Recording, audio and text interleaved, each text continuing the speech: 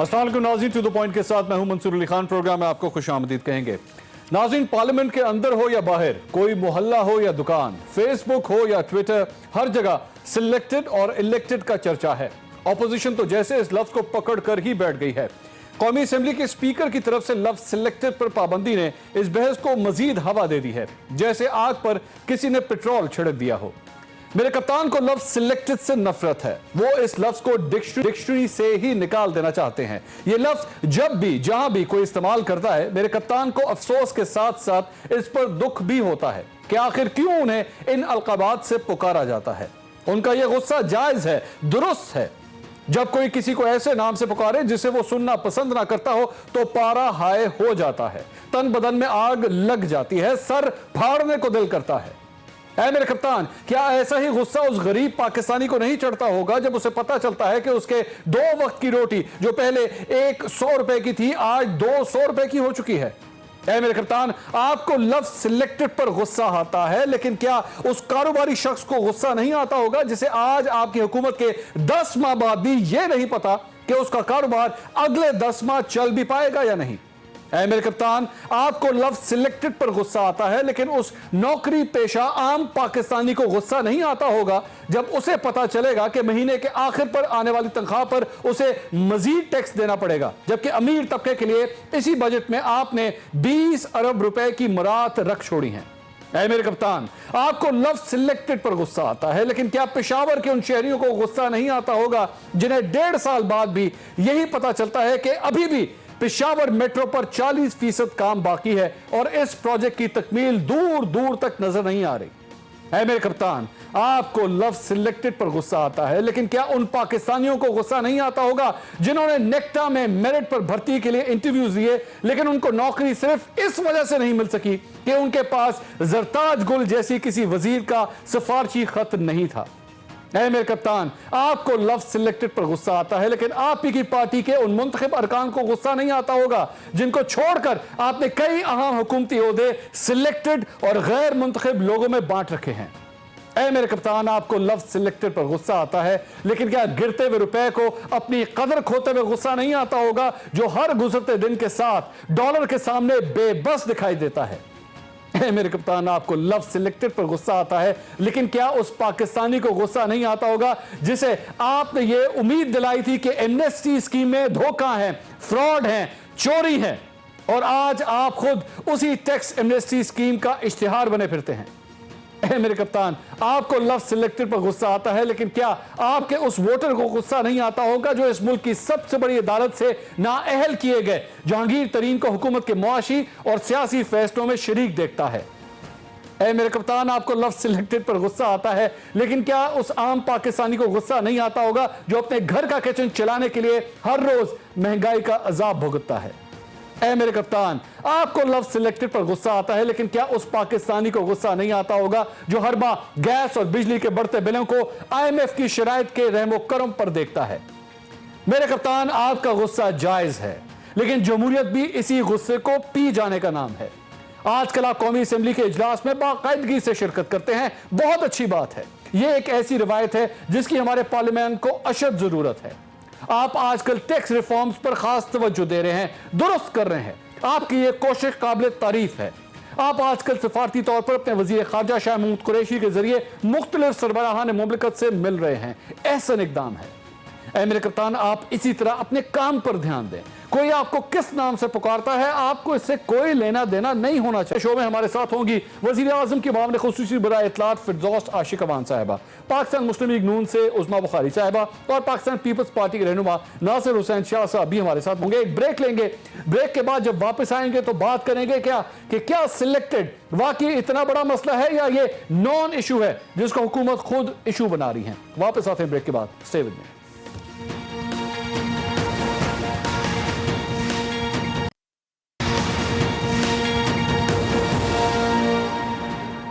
नाज़रीन, welcome back after the break. सबसे पहले एक तस्लीम कर दूं, ब्रेक से पहले मैंने आपको बताया था हमारे गेस्ट में आज उस्मा बुखारी साहिबा और नासिर हुसैन शाह साहब मुस्लिम लीग नून और पाकिस्तान पीपल्स पार्टी से हैं।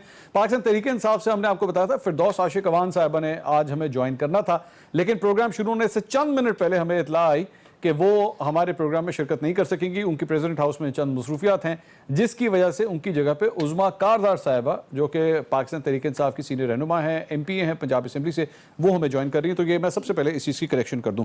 दूसरी बात, आज प्रोग्राम में आगे चल के आपके साथ एक खबर शेयर करनी है। एक सीनियर रहनुमा पाकिस्तान तहरीक इंसाफ के, उनको किस तरह साइडलाइन किया गया है, वो कौन साहब हैं, अंदर की खबर क्या है, ये आपके साथ शेयर करूंगा आगे चल के, क्योंकि मैंने इस पूरे हफ्ते के अंदर उनके हवाले से बड़ी तहकीकात की हैं कि आखिर उनके साथ हो क्या रहा है और क्यों उनको साइडलाइन किया जा रहा है। इसके साथ साथ डॉलर के हवाले से भी कुछ बात होगी कि आखिर ये डॉलर लगाम क्यों नहीं पकड़ा जा रहा। और अभी जब ब्रेक में हम थे तो मैंने डॉलर के हवाले से एक करेंसी एक्सचेंज जो साहब हैं, डीलर हैं, उनको भी फोन किया। उनसे जो मेरी बात हुई है, उज़मा कारदार साहबा, उज़मा बुखारी साहबा दोनों ही मेरे साथ ही बैठी हुई थी। हम स्पीकर फोन के ऊपर ही गुफ्तगू कर रहे थे। वो क्या गुफ्तगू हुई वो भी मैं आपके साथ शेयर करूंगा। और इसके साथ साथ आज आर्मी चीफ ने भी खिताब किया है मईशत के हवाले से एक तकरीब के अंदर, और उन्होंने कहा कि मौशी खुद मुख्तारी के बगैर आज़ादी का कोई तस्वुर नहीं है, ये कौन बनकर काम करने का वक्त है, हम मुश्किल फैसले लेने से घबराते रहे, माली बद इंतजामियों की वजह से आज सख्त मौशी सूरत हाल का हम शिकार हैं। बड़ी इंपॉर्टेंट उनके चंद कॉमेंट्स थे मईशत के हवाले से। लेकिन हैविंग सेड ऑल दैट, आज बजट पास हो गया 2019-2020 का, लेकिन इस सारे बजट की बहस के अंदर जो डिबेट होनी चाहिए थी उसकी काफी हद तक मुझे कमी नजर आई। और डिबेट में क्या बातें होती रही जनाब, वजीर आजम को अपोजिशन के बेंचेस सिलेक्टेड बोलते हैं और पाकिस्तान तहरीक इंसाफ की जानिब से इसका बुरा मनाया गया, और साथ ही साथ स्पीकर की जानिब से, बल्कि डिप्टी स्पीकर ने रूलिंग दी थी जिसको स्पीकर ने भी कहा कि बिल्कुल इसी तरह ही है, सिलेक्टेड का लफ्ज नहीं इस्तेमाल करना चाहिए। ये किस किस्म की डिबेट है, ये कहां तक हम पहुंच गए हैं। कहीं पे पाकिस्तान तहरीक इंसाफ की जानिब से मरियम नवाज साहिबा को मरियम सफदर कह के पुकारा जाता है डिलिबरेटली, बिलावल भुट्टो साहब को बिलावल जरदारी कह के पुकारा जाता है, इमरान खान को, प्राइम मिनिस्टर साहब को इमरान खान न्याजी डिलिबरेटली कहा जाता है। ये किस किस्म की डिबेट है? हमें क्या इन डिबेट्स की जरूरत है? क्या हम ये मसाइल का हल है? एक दूसरे को बच्चों की तरह बैठ के पुकार रहे हैं, जनाब तुमने उसको ये नाम लेना है, तुमने उसको वो नाम लेना है। क्या ये हमारे मसाइल हैं? क्या हम ये सब कुछ सुनना चाहते हैं? क्या मसला है आखिर? क्या हम इन चीजों से आगे नहीं बढ़ सकते? मैं सबसे पहले मेरे ख्याल में हुकूमत का जरा इस पे मौकफ ले लूं। उसमें कारदार साहब क्या प्रॉब्लम है? अगर कह दिया सिलेक्टेड कह दिया तो बच्चों वाली बात है जी, देखें उसने मुझे क्या कह दिया, आगे बढ़ने की जरूरत नहीं है क्या? जी thank you Mansoor, I came at the last moment, अभी मुझे पता चला आपका ये टॉपिक था। आपने अपने इंट्रो में खुद ही जवाब दे दिया है कि ये जब आप एक बजट सेशन होता है तो उसमें बजट डिबेट होती है और एक हुकूमती जो बेंचेस हैं वो सुनते हैं बड़े गौर से कि क्या क्या सजेशंस आ रहे हैं और उनमें से जो भी पॉसिबल होता है उनको अकोमोडेट भी करते हैं। लेकिन यहाँ हमने देखा नेशनल असेंबली में भी और पंजाब असेंबली में भी कि सवा इसके कि इन्होंने पॉलिटिकल पॉइंट स्कोरिंग की। इन्होंने बजट के हवाले से मेरे ख्याल में कोई 1 या 2% लोग हैं जिन्होंने वाकई हकीकतन बजट के पॉइंट ऑफ व्यू से, अब नेशनल असेंबली में इन्होंने 720 कट मोशंस जो थे वो इन्होंने, और उसमें से अगर आप इनकी तादाद देखें, इनकी जो अटेंडेंस देखें तो मेरे ख्याल में हार्डली 30-40% थी इनकी। और पंजाब असेंबली में हम रोज जब जाते थे, जब बजट डिस्कशन में कट मोशंस में इनके नाम 172 लिखे होते थे कि जी इन लोगों ने बहस करनी है, इन लोगों ने इन कट पोर्शंस पे डिबेट करनी है। हार्डली 30 या 40 बैठे होते थे, आधे से ज्यादा क्रिकेट मेरे ख्याल में। जी सिलेक्टेड लफ्ज से क्या प्रॉब्लम? बोलने दें इनको, बोलते हैं तो मैं आपको सुन ही नहीं रहा। आप लोगों के मना करने की वजह से उसको और इंपॉर्टेंस मिल गई। नहीं देखें, बात सारी ये है, इन्होंने तो अपना कौमी तराना बना लिया था। हर डिबेट, हर स्पीकर, हर दूसरा सेंटेंस सिलेक्ट सिलेक्ट सिलेक्ट। पहले तो मुझे बता दें किसने सिलेक्ट किया। ठीक, जब इनसे पूछे जी किसने सेलेक्ट किया तब इनकी जुबानें जो हैं वो बंद हो जाती हैं। तब इनमें हिम्मत नहीं होती कि जिस तरीके से ये इशारे करते हैं, इदारों को बदनाम करते हैं, इनमें इतनी करेज नहीं है कि ये जो वर्ड यूज करते हैं उसको बताए भी कि ये क्यों यूज कर रहे हैं। तो फिर तो हम इनसे भी पूछना चाहेंगे कि जब ये पहले फाइनेंस मिनिस्टर बने थे तो इनके कौन माई बाप थे? अच्छा। वो आपको भी पता है, वो मुझे भी पता है, क्योंकि नहीं सियासी माई बाप, सियासी मतलब है, इनको फाइनेंस मिनिस्टर बनाने वाले कौन थे, फिर इनको प्राइम मिनिस्टर बनाने वाले कौन सिलेक्ट किया था? तो फिर देखें ना किसने सिलेक्ट किया था, ये सवाल। अब पिछले 10 साल चूंकि 5 साल इनकी हुकूमत रही, 5 साल जरदारी साहब की, तो वो जमहूरियत का सुनहरी दौर था। जब खुद जमहूरियत ये बादशाहत पे जब आ जाते हैं तो वो सुनहरी दौर। और अगर इमरान खान जिन्होंने इनको अब नाइटमेयर इनको आ गया, क्योंकि इनके तो ख्वाबो ख्याल में भी नहीं था कि इमरान खान प्राइम मिनिस्टर पाकिस्तान का बन जाएगा, तो इनकी तो नींदें हराम हुई हुई हैं। तो अब इनके पास एक ही हरबा रह गया, सिलेक्ट सिलेक्टेड सिलेक्ट सिलेक्टेड। ठीक, भाई आप मुझे ये बताएं, टैक्स पेयर का आप क्यों पैसा जाया कर रहे हैं? आप बाहर जाएं, बाहर मीडिया टॉक करें, वहां जितना मर्जी सिलेक्टेड, लेकिन ईवान में तो खुदा के लिए पब्लिक इश्यूज पे थोड़ा सा गौर करें और सुनिए इसकी क्या जरूरत है, ये लव सिलेक्टेड की जरूरत क्या है? इस डिबेट से आगे नहीं हम चल सकते? बहुत शुक्रिया मंसूर साहब। मैं सिलेक्टेड वजीर आजम के लिए कहना चाहती हूँ कि सिलेक्टेड किसने बीबी आपने बात कर ली ना, आपने बात कर ली, हौसला किया मंसूर से बात कर रही हूं, आपसे बिल्कुल मंसूर आप पूछ लें कि सिलेक्टेड वजीर आजम सिलेक्टेड वजीर आजम तो इसको लोग सिलेक्टेड है, सिलेक्टेड को जितना रोकेंगे ना उतना सिलेक्टेड आएगा, ये जो मर्जी कर लें। पहली तो बात यह है कि इस बात की मुझे खुशी है कि एक बात तो एक्सेप्ट कर ली कि चोर डाकू होने से ज्यादा बुरा लफ्ज सिलेक्टेड है, और जो सिलेक्टेड होता है उसको इतनी शर्म आती है कि वो सिलेक्टेड लफ्ज सुन नहीं सकता। अब ये इमरान खान साहब के बारे में पिछले 2 दिन से New York time, the Sun, Print, Guardian, Washington Post, Al Jazeera, India Today, Russia Today, इन सब में लीड्स लगी हैं सिलेक्टेड प्राइम मिनिस्टर। सो ये तो बेटा मुकाफाते अमल होता है, और ये जो आप बोते हैं उसको आपको काटना पड़ता है। और जैसे मैंने कहा कि ये डाका मारा है, जो मैं इसलिए नहीं बैठती हूँ, मैं इसलिए नहीं बैठती हूँ, आपको पता है। आप बात कंप्लीट करें, ये मैंडेट के ऊपर बात कंप्लीट करें। मैं सिर्फ सिलेक्टेड वजीर आजम बोलूंगी इस पूरे प्रोग्राम में, रोक सकते हैं तो रोक ले। सिलेक्टेड वजीर आजम है इमरान खान, एक सिलेक्टेड वजीर आजम है। नहीं बैठती इनके साथ, मैंने आपको पहले कहा था, मैंने आपको पहले कहा था कि इनके साथ बात नहीं हो सकती। आप दोनों रिस्पेक्टेड एमपी हैं। नहीं, आप मेरे ख्याल आप इनके साथ बात कर लीजिए, ज्यादा पढ़ी लिखी और रस्तू है, मुझे रस्तू होने का कोई नहीं, ये बात गलत है।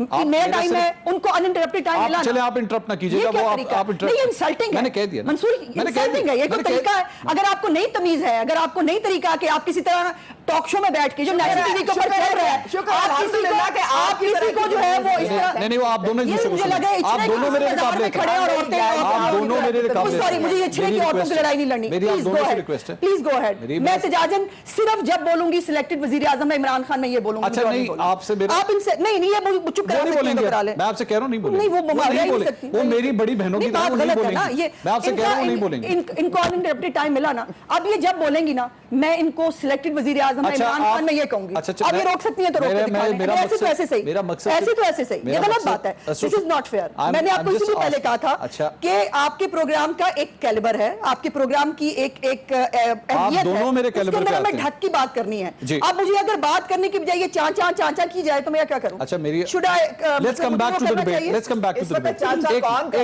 एक मिनट सवाल करने, एक मिनट सवाल करने दे। मेरा सिर्फ क्वेश्चन ये है कि इससे क्या फर्क पड़ेगा? मेरे लिए बहुत बड़ा, आप अगर सिलेक्टेड कह देंगे उससे क्या फर्क पड़ेगा? क्या इससे कौम के मसाइल हल हो जाएंगे? को सिलेक्टेड ही कहा जाता है, सिलेक्टेड को सिलेक्टेड ही कह सकते हैं। और उसके अलावा हमने तो कहा था चले सिलेक्टेड नहीं कहते, हैंडपिक्ड कह लेते हैं और लाए गए कह लेते हैं, लेकिन जो वो है वो तो वो रहेंगे। अभी ये दूसरों की तारीख बता रही थी तो अपने हाल का भी बता दें कि इनको कौन लेके आया, खुद ही बता दें। हमें कह रही है ना, हम किसी को, इदारों को हम किसी को मुतनाज़ा नहीं कर रहे।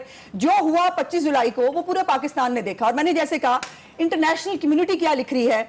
अभी इमरान खान साहब जब इलेक्ट हुए थे, मैं उनको सिलेक्टेड नहीं कह रही, इंटरनेशनल कम्युनिटी उनको सिलेक्टेड नहीं कह रही, वो सिर्फ ये कह रही है कि आपने कौमी असेंबली में ये लफ्ज बैन हुआ है। मैं दिखा देती हूँ, ये कह रही है, मैं आपको दिखा देती हूँ। और मैं चाहती हूँ कि आप ये जरा जूम करके दिखा दें, क्योंकि ये आप दिखा नहीं पाएंगे। और मैं उस्मा साहिबा, जब तक कोई कानूनी अदालत इस हवाले से कोई अपनी रूलिंग ना दे, अवामी अदालत ने फैसला देना था वजीर आजम कौन बनेगा, इसका फैसला अवामी अदालत ने देना था, किसी अदालत ने नहीं देना था। ये इसको अमेंड कर लें प्लीज, ये जरा दिखाएं जी। अच्छा नहीं, मैं दिखाती हूं, आपको गलत चीज दिखा देगी। ग्राफिक ने इमरान खान को क्या कहा, उसके बाद is Imran Khan the Pakistani dash favourite son, Imran Khan unsportsmanlike win in Pakistan. अच्छा चलो, Pakistan's dash has its fingerprints on all over elections. ये अच्छा ये इंटरनेशनल, अच्छा इसको नीचे करें ना, लिखा गया इलेक्शन के बाद लिखा गया। सो हम सिलेक्टेड को सिलेक्टेड कहेंगे।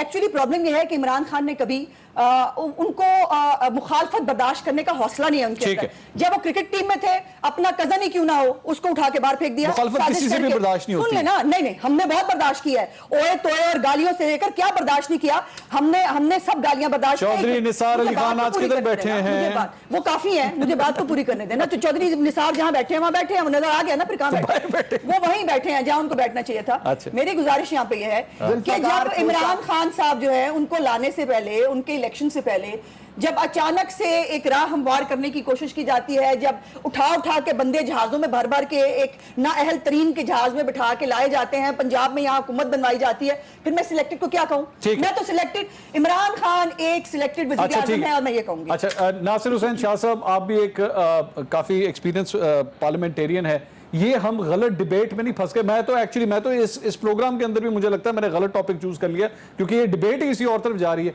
मेरा कहने का मकसद ये था, हमें जमहूरी तौर पर इस मामले से आगे जाने की जरूरत है। हम ये किन लफ्जों के अंदर बैठ के फंस गए हैं?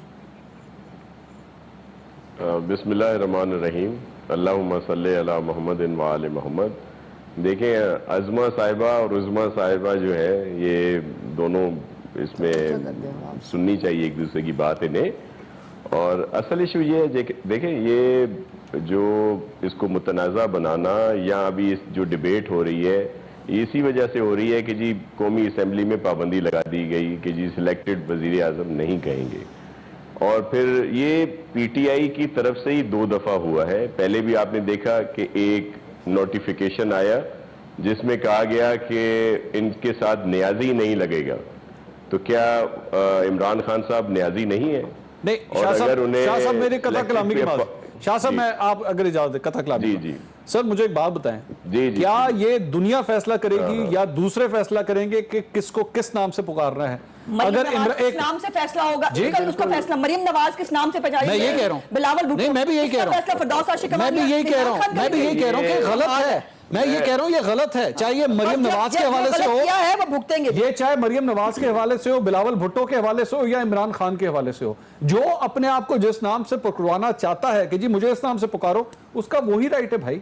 हम कौन होते हैं? अगर इमरान खान साहब आज कहते हैं कि मुझे इमरान के नाम से पुकारो, खान भी हटा दो, तो आप उनको इमरान के नाम से पुकारें। ये किस किस्म की डिबेट है कि भाई नहीं आपने ये नाम नहीं लेना? मैं पाकिस्तान तहरीक इंसाफ से भी इस बात पे खिलाफ करता हूं। भाई मरियम नवाज अगर कहती है मुझे मेरा नाम मरियम नवाज है, तो मरियम नवाज का आप कौन होते हैं ये कहने वाले कि जो उनको मरियम सफदर कहा जाए?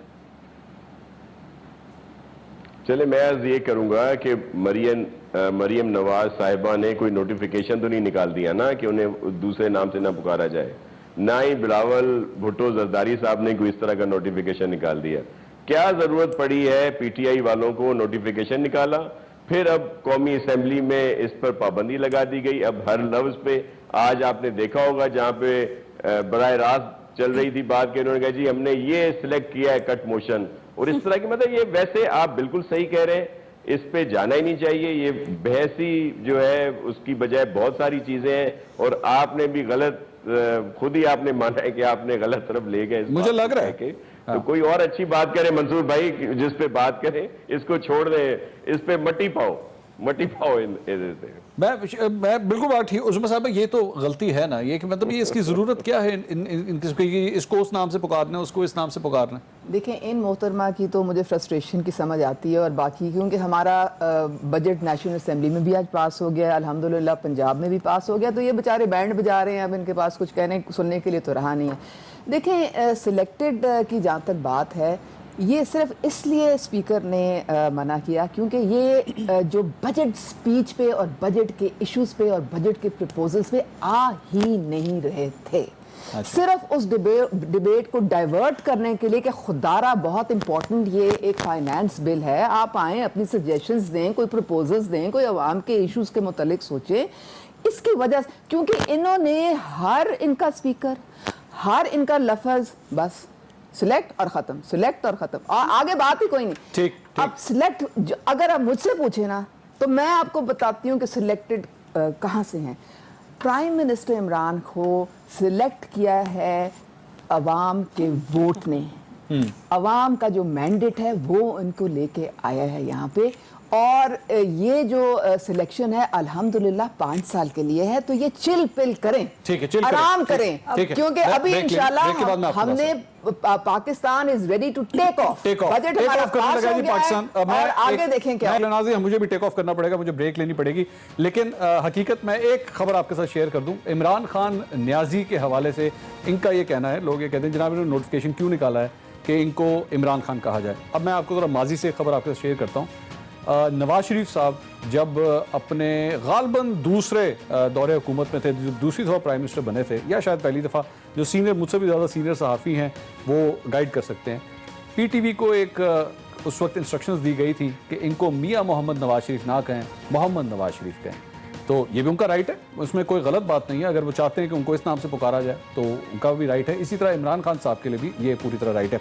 नाज़रीन, मैं एक ब्रेक लूँगा, ब्रेक के बाद एक खबर आपके साथ पाकिस्तान तहरीक इंसाफ के सीनियर रहनुमा के हवाले से शेयर करनी है। और मुराद सईद साहब ने, पाकिस्तान तहरीक इंसाफ के सीनियर रहनुमा, उन्होंने मेरे साथ चंद डॉक्यूमेंट शेयर किए हैं। सोर्स आपको इसलिए बता रहा हूं ताकि पता लगे कि किसने शेयर किए हैं, ऑथेंटिसिटी की जिम्मेदारी उनकी होगी। उन्होंने क्या कुछ शेयर किया है बताऊंगा आपको एक ब्रेक के बाद। हमारे साथ रहिएगा।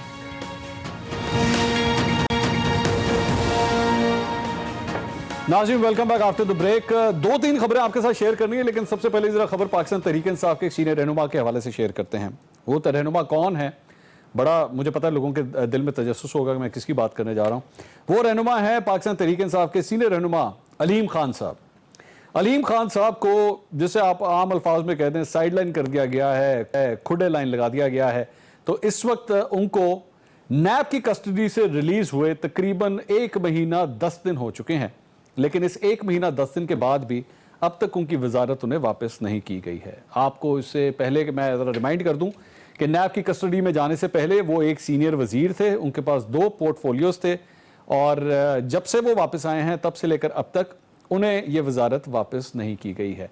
खबर ये आ रही है, पाकिस्तान तहरीक इंसाफ के कम अज़ कम 4 सोर्सेज ने मुझे इस खबर की तस्दीक की है कि उस्मान बुज़दार साहब ज़्यादा कंफर्टेबल नहीं हैं अलीम खान साहब को वापस लेने में।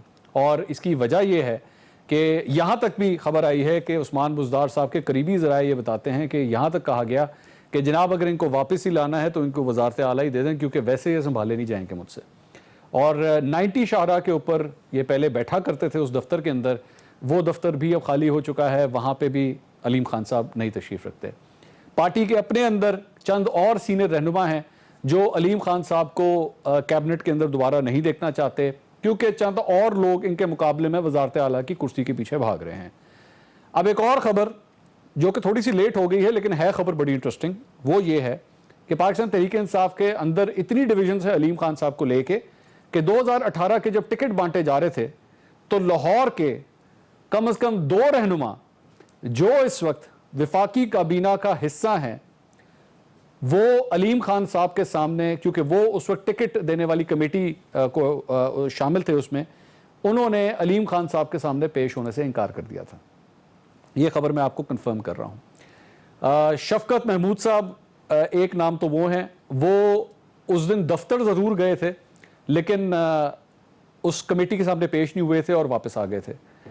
उनको टिकट बाद में खुद ही दे दिया गया था। और एक और रहनुमा है, उनके हवाले से चूंकि मेरे पास ट्रिपल कंफर्मेशन नहीं है तो इसलिए उनका नाम नहीं मैं लूंगा, लेकिन मेरी इत्तला के मुताबिक उन्होंने भी अलीम खान साहब के सामने आके इंटरव्यू देने से इनकार कर दिया था। इस हद तक अलीम खान साहब के हवाले से ये डिवीजन है। अब देखना यह है कि उनको कितनी जल्दी काबीना में दोबारा मना के वापस लाया जाता है या नहीं लाया जाता, लेकिन नाराजगियां मौजूद हैं और एक्सेप्टेंस जब से वो नैब से वापस आए हैं नहीं हो रही। अच्छी बात है बुरी बात है मुझे नहीं पता, लेकिन उनकी एक्सेप्टेंस पीटीआई में जो कोर कमेटी है उसमें नहीं हो रही वापस। कमिंग बैक खबर के हवाले से, डॉलर की उड़ान के हवाले से अब जरा बात कर लें। डॉलर के हवाले से अभी थोड़ी देर पहले इस ब्रेक से पिछली ब्रेक में मेरे साथ उज़मा कारदा साहिबा और उज़मा बुखारी साहिबा बैठी हुई हैं। एक फॉरेक्स एक्सचेंज डीलर को हमने फोन किया। डॉलर का जो रेट हमें मिला है वो आज अगर आप डॉलर खरीदने जाएंगे तो 162 रुपए 50 पैसे का रेट हमें दिया गया फोन के ऊपर। मैंने लाउड स्पीकर पे इनको सुनाया। और अगर आप बेचने जाएंगे तो 157 रुपए में इस वक्त डॉलर आपसे खरीदा जाएगा। डॉलर की उड़ान नहीं संभाली जा रही। पाकिस्तान तहरीक इंसाफ के रहनुमा डॉलर के हवाले से क्या क्या बयानात देते रहे हैं माजी के अंदर, सुनिएगा। डॉलर का क्या कहेंगे आप?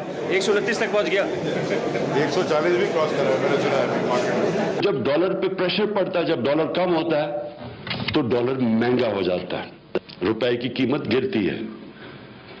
सुबह से मुझे बड़ी टेलीफोन कॉल्स आ रही हैं कि जी रुपया इतना कम हो गया। सबको ये मैं बताना चाहता हूं कि इसमें कोई घबराने की जरूरत नहीं है। कोई वजह नहीं है एक बड़ी डिवैल्यूएशन होने की, सो सुकून करें। IMF के साथ डिस्कशंस के अंदर कोई मुतालबा भी नहीं है कि कोई एक्सचेंज रेट क्या होना चाहिए। डॉलर जो है वो ऊपर नीचे जाने से फर्क नहीं पड़ता। थोड़े वक्त के लिए मुश्किल वक्त आता है, लेकिन जो चीजें हो रही हैं आगे, ये इंशाल्लाह आगे जाके सब कुछ ठीक होगा, क्योंकि हम वो कदम उठा रहे हैं जिससे ये हमें डॉलर की कभी आगे नहीं होगी। कुछ मार्केट में खबरें फैली, फेक न्यूज लगी, स्क्रीनशॉट जाली जाली बना के भेज दिए गए।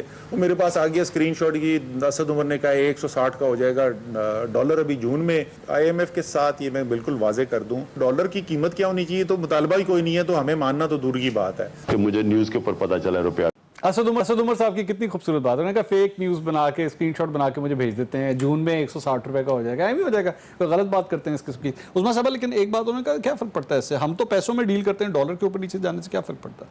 देखिए, ना सिलेक्टेड वज़ीर-ए-आज़म को फ़र्क पड़ता है, ना सिलेक्टेड काबीना को फ़र्क पड़ता है, ना उनके मेंबर्स को फ़र्क पड़ता है, लेकिन आम आदमी को फ़र्क ज़रूर पड़ता है। और ये इसमें जितनी मर्जी आहें आप भर लें या ये भर लें, मुझे फ़र्क नहीं पड़ता, क्योंकि इसमें डिबेट की बात ही नहीं है। ये लफ्ज़ इनको गली मोहल्ले में इनका पीछा करेगा, ये तो आप देखिए जाइए। अच्छा, जो डॉलर की बात है, देखिए ये बात कही जा रही थी, आपने खुद सुनवा दिया। जून में पहले प्रेडिक्शन हो गई थी कि 160 क्रॉस करेगा, और ये भी आपको मालूम है कि ये भी कहा जा चुका है, और हम कह रहे हैं, बड़े वसूख से कह रहे हैं कि डॉलर को 180 पे ले जाएंगे ये, और ये वादा कर चुके हैं IMF के साथ। और वो IMF को जो डिक्टेशन जो मिली है इन्हें, आपको पता हो, आपको याद होगा अंसार अब्बासी साहब की एक स्टोरी पे वो आज भी कायम है, कि जिसमें सेक्रेटरी खजाना को भी बीच में बैठने की इजाजत नहीं दी जा रही थी निगोशिएशंस के अंदर, और उन्होंने कहा था कि अपना मुंह बंद रखें, जो वो कह रहे हैं वो ठीक है। सो अब मेरा सवाल ये है कि ये जो कैबिनेट को पहले पता था कि ये 160 पे जाएगा, अभी अपने कुछ वज़रा के दिखाई भी, जिनको पता था कि 140 पे, एक ने कहा कि वो तो 150 पे भी जाएगा, और उस पर ये किस किस को पता था? और ये इस डॉलर की इस फ्री फ्लोट से किसको फ़ायदा हो रहा है? ये हुकूमत जो आने से पहले जो सिलेक्टेड वज़ीर आज़म है, वो कहते रहते थे कि 1 रुपया अगर डी वैल्यू हो तो 100 अरब रुपए के करीब जो है वो कर्जे बढ़ जाते हैं। हमारे 24,000 के कर्जे जो है वो इनको बड़े याद हैं, उस पर ये कमीशन बना रहे हैं। अब ये कोई पता करके बताएगा जो 42 रुपए तक का डी वैल्यू हो चुका है रुपया इस सिलेक्टेड वजीर आजम की गवर्नमेंट में, उसके अंदर जो है ये क्या होगा? अब ये 42 रुपए की डी वैल्यू होने के साथ जो कर्जों में इजाफा हुआ है, इसका जवाब क्या ये सिलेक्टेड वजीर आजम देगा? और फिर ये जो रिजर्व्स की बात है, जो कभी ये इनकी अपनी डॉक्यूमेंट्स, अब ये देखें ना, आज फिरदौस साहिबा ने, अच्छा होता अगर आज आ जाती। आप सिलेक्टेड कहेंगे ना तो मैंने बीप लगा देनी होगी। लगा दे, मैं फिर भी कहूंगी, मैं आपको सेंसर करवा मैं फिर भी कहूंगी, आप स्पीकर ना बने ना, मेहरबानी मैं सेंसर कर वहां पे वो फिरौन काफी है, हमारे पास एक फिरौन आजम है जो डाकू आजम है, और एक वो वहां बैठे हुए हैं, तो वो हमें प्लीज कहीं तो हमारा मुंह खुला रहने देना। ये आप भी वही करना चाहते हैं जो ये कर रहे हैं, तो आपकी मर्जी है, लेकिन सिलेक्टेड तो हर गली मोहल्ले में हमने कहना है, और वो कहा जाएगा। ये आप देख लीजिए। मैं डॉलर के हवाले से देखिए, असद उमर साहब ने एक शुगर माफिया के हवाले से भी एक बात की है, फ्लोर ऑफ द हाउस, जो अपनी तकरीर कर रहे थे। अब इनकी मालूमात का अंदाजा लगाइए ना, 3 घंटे तकरीर फरमाई है अपोजिशन लीडर ने, हाँ। और बाकी जो मेंबरान हैं उनको 20-20 जो है वो मिनट का टाइम मिलता रहा तकरीर करने के लिए, और मेजॉरिटी बल्कि ऑलमोस्ट 80% अपोजिशन अरकान ने तकरीरें की, जिसके ऊपर उन्होंने जो इनके झूठ हैं वो सिलेक्टेड वजीर आजम को बार बार दिखाए। अब ये जो मैं सिर्फ एक बात वाइंड अप कर दूं, जो वजीर आजम हाउस के खर्चों के हवाले से जो मिस स्टेटमेंट की जा रही है, आज भी फिरदौस साहिबा का मैंने देखा, फिरदौस अमजद बाजी जो हैं, वो उन्होंने ये बार बार स्टेटमेंट दिया जो आप कहते हैं वो वापस आता है। अगर मरियम नवाज जो है उसके ऊपर ये बात करेंगी ना फिरदौस साहिबा, तो इनके मियां का नाम भी फिरदौस अमजद होगा। नहीं, ऐसे होगा, हमने बहुत बर्दाश्त कर लिया, अब इनफ इज इनफ। मैं ये कहना चाह रही हूँ कि उन्होंने कहा जी हमने 36 करोड़ रुपया वापस जमा कराया है हुकूमत पाकिस्तान के अकाउंट में, मुझे दिखाइए। अब वज़ीर आज़म हाउस की आपने बात की, चले मैं अब आपको, अब मेरी बारी बोलने, मैंने आपको बहुत टाइम दिया। नाज़रीन डॉक्यूमेंट्स देखें, अब वो डॉक्यूमेंट, क्योंकि ना वज़ीर आज़म हाउस की बात की तो मैं अब इनको डॉक्यूमेंट्स इनके नून लीग के दौर के जरा कुछ हमारी तो हो गया, देखें ना, मैं दिखाता हूं ना, मैं आपके चीफ मिनिस्टर हाउस के दिखाता हूं, दिखाएं सीएम हाउस को, नहीं मैं आपको दिखाता हूं, सीएम हाउस के खर्चे के हवाले से ये कैंप ऑफिस बनाए गए, ये कैंप ऑफिस, ये डॉक्यूमेंट देखें, ये 3 कैंप ऑफिस, 180H जाती उम्र, 41S डिफेंस हाउसिंग अथॉरिटी। क्या जरूरत थी इसकी? है मेरे पास, इसकी क्या जरूरत थी? आगे चलिए, 5 कैंप ऑफिस नहीं, आगे चल ये अनफेयर है। नहीं, पांच कैंप ऑफिस का टोटल बताइए, और उसके बाद इस वजीर आजम, इस वजीर आला का, अगर बुज़दार साहब की बात करनी है, उन्होंने इस साल कितना खर्चा किया है वो भी बताइए ना। फिर आगे चले ना, मैं बताने लगा हूं। एक वजीर आला हाउस का खर्चा कितना है और 5 कैंप मैं बताने लगा खर्चा कितना कैंप था, ऑफिस और तब्दीली के सिलेक्टेड वजीर आजम का खर्चा कितना था और हमारे दौर में खर्चा कितना था, ऐसे कंपैरिजन करें। एक और इनकी सिक्योरिटी के ऊपर, जाती उम्रा की सिक्योरिटी के ऊपर कितना खर्चा है वो देखिए। इमरान खान साहब की सिक्योरिटी 17 करोड़ रुपए। बनीगाला में क्या है, ये अनफेयर है ना। वो अगर बनीगाला की सड़क उन्होंने खुद बनाई। 36 लाख रुपए से वो कहते हैं मुझे कहीं दिखाइए वो सड़क 36 लाख से बन सकती है, और 36 लाख वो कहते हैं पार्टी फंड से बनाया। इलेक्शन कमीशन सो रहा है पार्टी फंड से। क्या पार्टी फंड से किसी लीडर के घर की सड़क बनाई जा सकती है? क्यों नहीं बनाई? पार्टी फंड, उनकी मर्जी, पार्टी फंड, उनकी मर्जी। गॉड, हाँ, यहाँ पे आप कहते हैं उनकी मर्जी। आप अपने लीडर के लिए नहीं करेंगे। फाइन, किसने किया आज तक? मैं पूछ रहा हूं। तब्दीली के नए पाकिस्तान जो बातें करते हैं, जो मैंने कहा, आप वो खर्चा कह रहे हैं, जरा निकालिए ना इमरान खान साहब की बनीगाला का सिक्योरिटी का खर्चा कितना है, ये मेरे पास मौजूद है। इनकी ऑफिशियल बुक जो ये दिखाइए, जो हमारे दौर में वजीर आजम हाउस का, ये वजीर आजम हाउस नहीं है, गौर से पढ़े, वजीर आजम का दफ्तर है जी, दफ्तर है, बिल्कुल पढ़े ना, पीएम ऑफिस है, पीएम ऑफिस है, पढ़ लिया जी। और पीएम सेक्रेटेरिएट है। 98 करोड़ 60 लाख उस खर्च किया इन्होंने। वो भी दिखा दें भाई, नहीं है हमारे पास, मैं दिखा दें, दिखाएं जरा स्क्रीन पे जल्दी से, 1 अरब स्क्रीन पे दिखाएं, स्क्रीन पे दिखाएं जल्दी से। का नया पाकिस्तान और PM prime minister office, prime minister office, even then दिखाएं भाई, किधर है वो? वजीर आजम ऑफिस का खर्चा कैसे बढ़ गया, कैसे बढ़ गया ना? वो तो सादगी है ना, रियासत मदीना है ना, वो तो खर्चा करते ही नहीं ना, वो तो कट्टे और मुर्गियां बेच के वो पाकिस्तान चलाना है। हमारे पास ये नहीं है। कहाँ है? इमरान खान साहब के घर के बाद दिखाइए कितने एम्प्लॉइज हैं आपको मालूम है? ये देखिए, ये है वो डॉक्यूमेंट जिसका उस्मा साहब बात कर रही हैं, और ये प्राइम मिनिस्टर ऑफिस है जिसके बारे में बात हो रही है कि उसका खर्चा है ये। बिल्कुल, उसको घर के साथ तो मत मिक्सअप करें ना। नहीं, चले घर को बाद में कर लेते हैं, पहले ऑफिस की बात कर लें। ऑफिस का खर्चा रियासत मदीना में इन्होंने कहा कि हमने सादगी अपनानी है, मुर्गियां कट्टे भैंसे आपने बेची आंचते हुए, आते ही आपने कहा था साइकिल बजाया करेंगे। हॉलैंड के वजीर आजम हाउस का है, वजीर आजम हाउस का। नहीं, देखिए, मुझे समझ में नहीं आ रहा आप क्या साबित करना चाह रहे हैं। आप साबित क्या करना चाह रहे हैं कि वजीर आजम हाउस का खर्चा जो अलग है, वो आप ये साबित करना चाहते हैं वो कम हो गया? वजीर आजम कम हुआ है, वो ये क्लेम कर रहे हैं कम हुआ है। मैं नाज़रीन एक ब्रेक ले लूं, नासिर काफी वेट कर रहे हैं, मैंने आपकी तरफ में, मैं डॉलर के हवाले से इस डिबेट को मजीद आगे लेके चलूंगा। एक ब्रेक के बाद स्टे विद मी।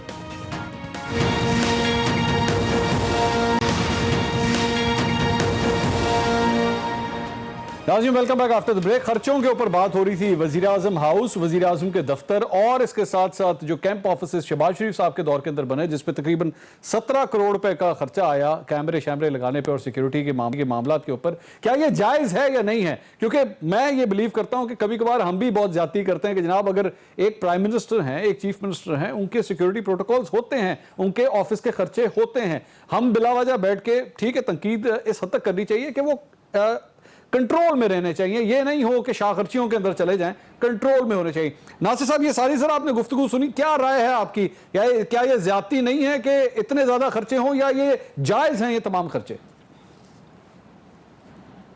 देखें, एतदाल होना चाहिए, अखराजात को कम करना चाहिए, ज्यादा ना हो, लेकिन कुछ अशद जरूरी होते हैं सिक्योरिटी वाइज और दीगर चीजों में। अब आप देख लें, 55 रुपए किलोमीटर हेलीकॉप्टर भी मिल रहा था और दीगर चीज़ें भी थी, तो ये काफ़ी मुवाज़ने ऐसे हैं जो आप कर सकते हैं, लेकिन कुछ चीज़ें बहुत ज़रूरी होती हैं। देखें, जब गवर्नमेंट में नहीं थी, मैं सीरियसली बात कर रहा हूँ, पीटीआई के लोग जब गवर्नमेंट में नहीं थे सर, तो आपने देखा होगा कि बहुत सारे दावे करते थे कि यूनिवर्सिटियाँ बना देंगे, पार्क बना देंगे, सवाबदीदी फंड नहीं देंगे, प्रोटोकॉल नहीं लेंगे। आपने देखा होगा जब ये इन्होंने ओथ लिया तो उसके बाद कह दिया कि जी वो जो जहाज होता है स्पेशल प्राइम मिनिस्टर का वो वापस कर देंगे, आम फ्लाइट में वो सफर करेंगे, इस तरह की बहुत सारी चीजें। लेकिन जब वो बैठे प्राइम मिनिस्टर बने तो उन्हें पता चला कि ये बहुत सारी चीजें ऐसी होती हैं जो जरूरी होती, जरूरी होती हैं, लेकिन जाहिर है जब आदमी होता नहीं है तो उसको पता नहीं होता। तो ये सारी चीजें अपनी जगह पे मौजूद हैं, लेकिन बेजा अखराजात नहीं होने चाहिए। जो भी हो वो आवाम की खिदमत में हो, मुल्क की बेहतरी के लिए अखराजात हो। डॉलर की आप बात कर रहे थे, आप देख लें डॉलर कहाँ पे पहुंचा। और फिर मुझे बड़ा अफसोस होता है जब आके मुख्तलिफ इनके वज़रा, खुद प्राइम मिनिस्टर साहब भी, इसका सारा वजन जो है गुज़श्ता गवर्नमेंट पे डाल देते हैं। मैं जरा और सवाल बहुत कर लूं, सारे मैं इसी वाले से जरा शाह साहब, मैं जरा इसी वाले से जी। सवाल, उज़मा साहब आप लोगों को इसको आइडिया है ये डॉलर जाना कहां तक है, कुछ पता है?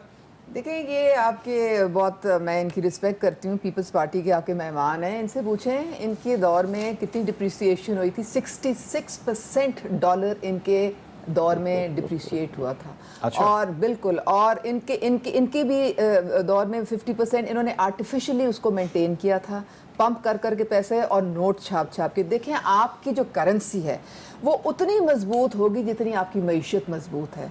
अगर मैं तो आजकल हमारी मईशत बहुत कमजोर है।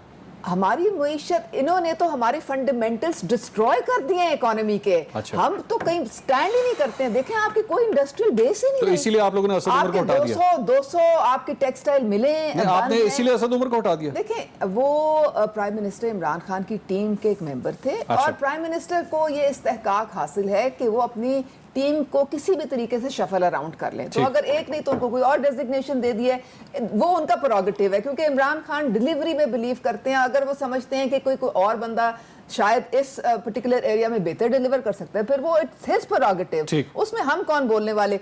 और आप ये जो खर्चों की आप बात कर रहे हैं मंसूर, देखें, एक प्राइम मिनिस्टर जो $370,000 सिर्फ अपने जाती इलाज के लिए 2016 में खर्च करे, बाहर जाके लंदन इलाज कराए। कितने? $370,000 चार्टर जहाज।